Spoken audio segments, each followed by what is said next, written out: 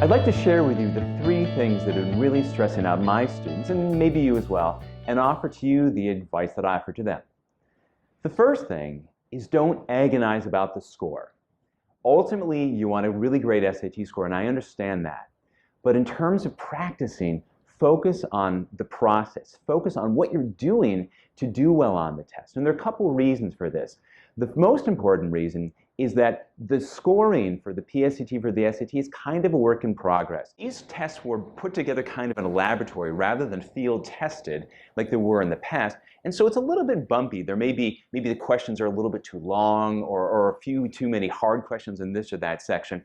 And so the scores may jump around a little bit. And if you see your score dip a little bit, you can sort of freak out. Don't freak out. It's all just practice. So if you got a question wrong, focus on what's the process? How did I get it wrong? Was it a silly mistake and I rushed a little bit? Was there something in math that I totally forgot the quadratic equation? I better go back and review that. Focus on how you got that question wrong and how you can get it right. And by getting better process, by getting better knowledge, by using Khan Academy, by practicing with your friends, you're going to get incrementally better, and ultimately you're going to get the score that you're working so hard to get. Number 2, no calculator section? Really? I mean, God, it's been like 5 years I've been using my calculator. I get that. Okay?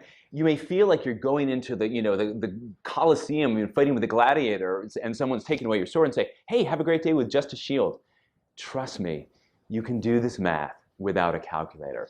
The idea behind this is that how we do math problems matters. And so if it's a non-calculator problem, there should be a very elegant, relatively simple, sensible way to answer those questions without lots and lots of pushing buttons on a calculator. So what we want to do on the no calculator section, and honestly the whole math section, when you get a problem, before jumping right into it, sit back and ask, how can I do this? Because if your brain immediately said, well gosh, I would have added this on my calculator, but I don't have it, total panic. Stop, breathe, breathe. How else can I do it? They haven't made something that's crazy hard and you can only do it with a calculator. That's not the case. What we need to do is be a little bit creative and think, what's the easier or elegant way to do this? Which brings me to my third point. Technique matters. We talked about process matters. Well, here's the deal. All those quote-unquote test tricks that used to work on the SAT, they still work here. College Board doesn't agree. Khan Academy would say otherwise. But we're going to put an example up here for you to look at, and we'll hit the pause button, where the Khan Academy way of doing it, totally mathematically correct. And you can absolutely do it that way. I'm not against real math. But here's a way that's a little bit easier. So if you're going through this process, Khan Academy is great and College Board is great. But if you get a problem and say, oh my gosh, that is so hard I could never do that, chances are there's an easier way to do this. So get together with maybe a friend of yours who's maybe a little math geekier and say, dude, seriously, how would you do this? Or you're working with a class or a tutor, go online. There are people who are trying to figure out like SAT hacks and not just doing it the real way, but the easier way.